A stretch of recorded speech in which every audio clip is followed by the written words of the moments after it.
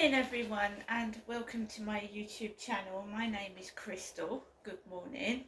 It's Thursday morning, so I'm going to try and have a better day than I did have yesterday.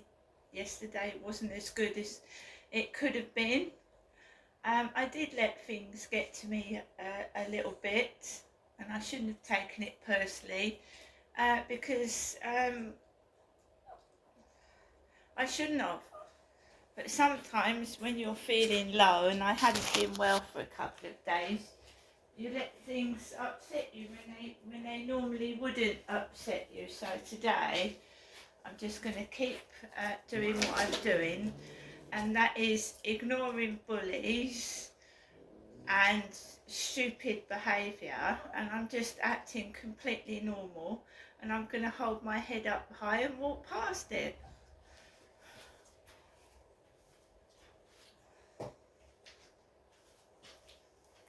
So, like I said, it is Thursday morning. I've got a Tesco home delivery coming today, shopping, with food in it, healthy food, not takeaway food, healthy food, and also toiletries. I have one dog and 2 cats, so a portion of that shopping is taken up with things that the cats and the dog need.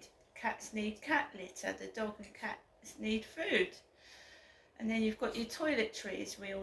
We have to have shampoo to wash our hair. We have to have soap, detergent. We have washing up liquid to wash our dishes, and it all adds up. It's not just food, is it? In fact, a small portion of my shopping comes to actual food.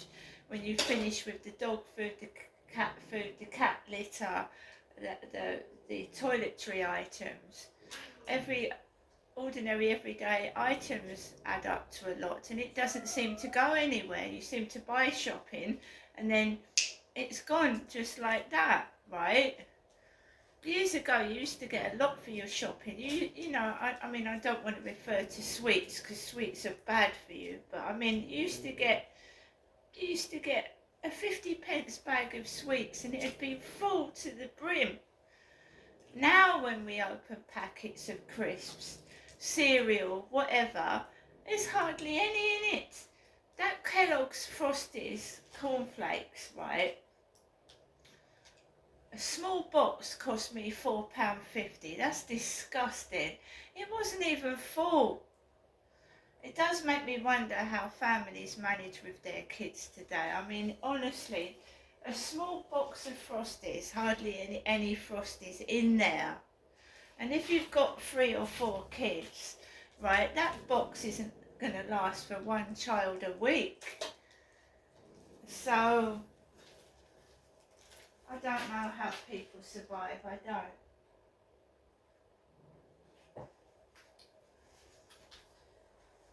So, I'm here at my flat in Rochester, and the weather feels milder inside my flat anyway. Got to take my dog for a walk later on. Alexa, good morning. Good morning. On this day in 1884, the first Oxford English Dictionary was published, having taken nearly 30 years to compile. It was the very definition of wordy. Alexa, what's the time, please? It's 8:09 a.m.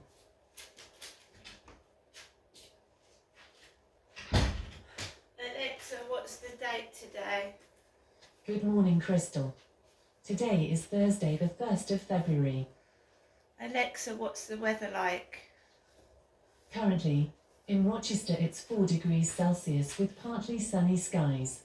Today, you can expect intermittent clouds, with a high of 9 degrees and a low of 3 degrees. Alexa, can you tell me a joke?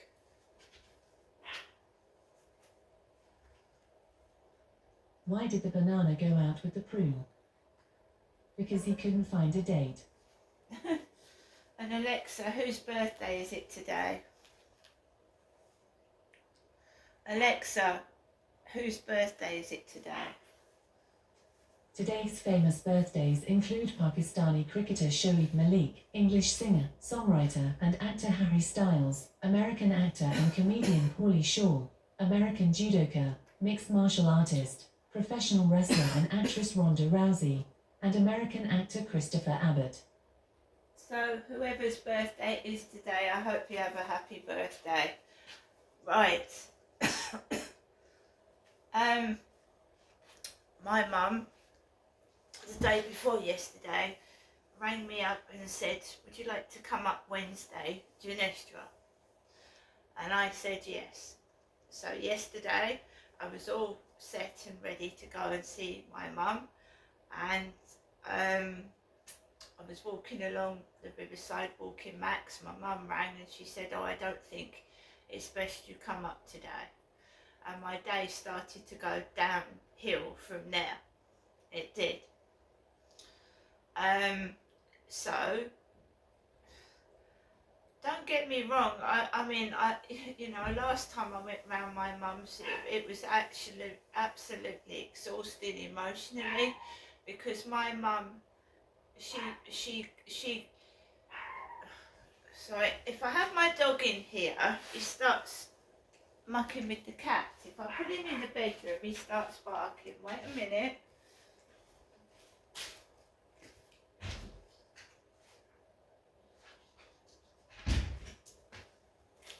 He's not stupid, you see. I put him in the bedroom because he keeps mucking about with my cat, right? So put him in the bedroom and he starts barking because he knows if he keeps barking he's going to come back in here. He's not stupid. So where was I? Don't get me wrong, you know, I'm not in a hurry to go around my mum's, but I worry about my mum. She's elderly, see? Max, come here. My mum's elderly. So I don't know what goes on around there. There's workmen up her road, and I was genuinely worried. Another thing my mum had said, she said, I've put some money in the post, which is nice of her. I don't ask her to do that. And she said she'd sent it. So yesterday afternoon was a bit upsetting, not because I didn't have money in the mailbox, because I had money in my purse anyway. Not a great deal, enough if I'd wanted to go and get a sandwich and a snack from the co-op. It wasn't a lot of money. I don't get a lot of money. My mum, since my father's died, has been helping me with small amounts of money now and then. So when the post lady sent my walking stick up in the lift, right? I don't know why she did that. I don't know why she does that. I don't know. It would have been better if she'd left it downstairs, buzzed the buzzer and said, your parcel's down here, Crystal. Then I wouldn't have had to, I'd have had two options, to go in the lift or go down the stairs, and not be confronted with that horrible person in the meter box yesterday. So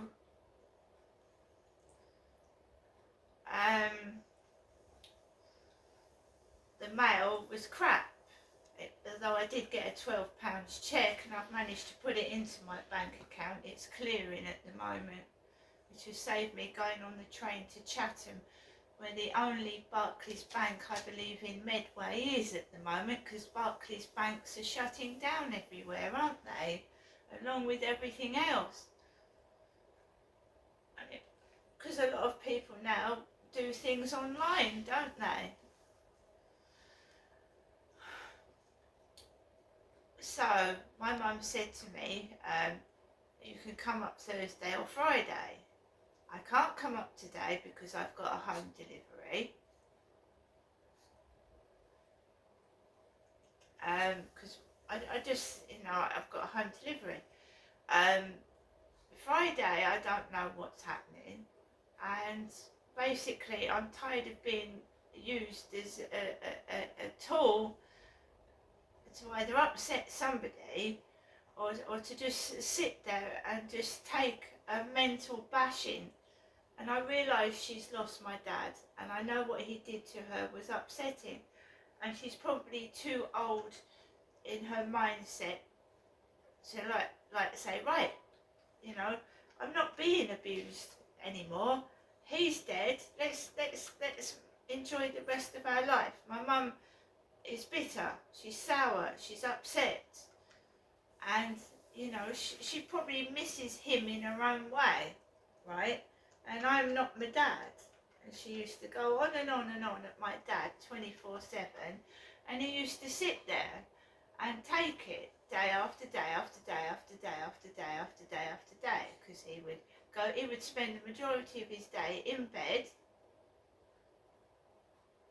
Either he was pretending to be asleep, or he was asleep, or he put earphones over his head, because he told me several times, he said, you're lucky, you wouldn't be able to live with her. That's what my dad told me, that I wouldn't be able to live with that day after day, 7 days a week. And I really didn't understand what he meant until I found myself in the same position. And she shouts, and she's angry. And I realised that, but you know, some people wouldn't put up with it anyway. A care worker wouldn't put up with being shouted at, nor would hospital staff, right? So they can refuse to treat aggressive patients. So I am not in a hurry to go up there. And I realise it may be an illness, but I'm not a doctor, I'm not a medical professional, and I know she needs help. But while someone refuses help, there's not a lot you can do about it, unless they're a danger to themselves or other people. So I'm stuck. And I feel guilty about taking money off my mum, because I don't think she's very well. But if I don't take it, I get it thrown at me anyway. Literally. I don't say to my mum, you've got to post money in the post box. She tells me she wants to give me money because that's what my dad left behind when he died. Right? I don't know if she's acting, if it's all a put on. I don't know. Because seriously, I'll go in that door, I'll sit down, and then my mum seems to start on me. And I do have a bad leg, and I can't walk from Chatham to Rochester. When I was at Victoria Road, guys, I could not believe that was my mum. I hadn't seen my mum in 22 years, so I'd been in Gloucestershire since 1987 to 2008. And my mum had changed dramatically in 22 years. I didn't recognise that as my mum in facial features and the way she was behaving, because I hadn't seen my mother for 22 years. I left Chatham in 1987 to get married to a guy called Dave, right? And I didn't see my mum in 22 years. I said, will you come up? Especially when one of my sons had liver disease as a baby. He had a rare liver disease called biliary atresia. My son did, and there was a 50-50 chance that my son was going to die before he was a month old. And I said to my mum, can you come up? Will you come up? Because my son was in hospital, seriously ill. She went, no, I can't come up. Your dad won't let me. Your dad won't let me. So my baby was actually at one stage dying. If I hadn't have taken him to hospital right then and now, the hospital staff said he would have been dead within about 48 hours. my mum would not come up to see me and be by the bedside of her grandchild because she said that Derek wouldn't let her. And I don't know if she'd even told my dad that my son was dying. So I was in Gloucestershire for 22 years, and my mum would not come and visit me because of my dad. That's what she said. And of course, a woman goes through many life stages, her first child, this and that and the other, and my mother has never been there for me. Never, on any of those occasions, never. So me and my mum are not emotionally close at all. She has never been there for me, neither has my father, and I feel like I'm on my own with everything, and that's probably why. So I was in Gloucestershire for 22 years. I went through that, and my husband had to go to work. When my baby boy was dying, my husband said his work wouldn't let him off work, so I had to attend Birmingham Children's Hospital alone with what I believed at that stage was my dying baby. And I had to cope by myself in Birmingham Children's Hospital with a load of strange staff and strange people on my own. And one of the things they kept saying is, oh, you're shy, you don't speak, you need to come out of yourself. I was in shock. My baby was dying. I didn't want to really chat to hospital staff or other patients at that time because it was my first baby and I thought he was going to die. And all the remarks I was getting was, you need to speak a bit more. And I was an adult, you need to speak a bit more. Come on, don't be shy. Trying to make me cross when my baby was dying.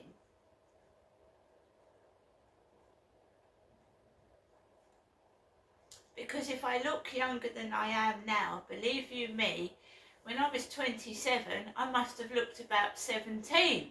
And I had hospital staff talking to me like I was a little kid, a little kiddie. Needless to say, my son, thank the gods and the heavens above, is in his 20s now. The outlook was that he wasn't going to reach teenage years, but he had a successful Kasai operation. He's now gone on to have a liver transplant, and he's living with a successful liver transplant. But he lives every day to the full because, he's probably got a more limited lifespan than other people. Now, he lives life to the full. He's happy. He's accomplished being a bus driver, one of his childhood dreams. Now, if somebody like that can do that, and then you've got the other end of the spectrum, where my mum is a bit of a selfish, miserable person and thinks the whole world revolves around herself and everyone owes her because what's happened to her.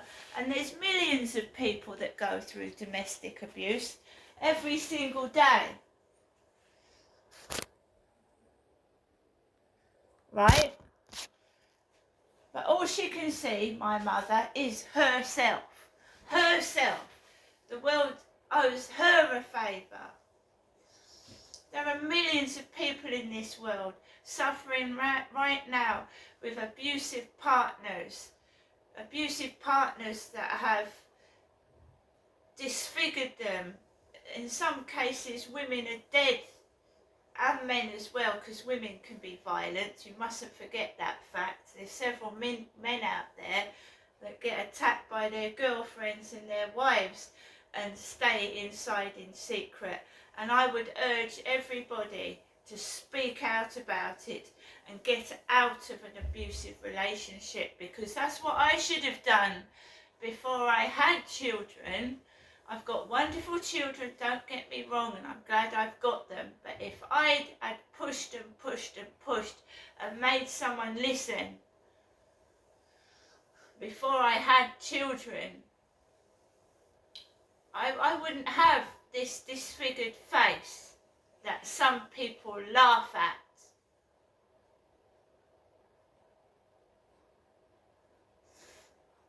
If my mum had spoken up when I was a child, my dad wouldn't have punched my nose, would he? He wouldn't have broken my nose when I was 9 years old. If my mother had kept pursuing and kept going on, but then I find out in my later years that she's selfish. She probably stayed with my dad because it was easier to, because he kept her in money. You know, he looked after her with money. Right? That's probably what it was. Maybe she was too frightened to be on her own. If the teachers had done something instead of laughed at me and joined in, or a social worker, a real one, had noticed and had done something instead of leaving 2 children in danger with an abusive parent, right? No, I'm not selfish. I want to help other people. But when I see my face, I see what domestic violence does, right? Every day in the mirror. I've got to live with it. Right? I'm not going to start crying and worrying about it. And why are other people worried about what I look like for? They don't know what it feels like to be punched in the nose and have your nose broken. See you later.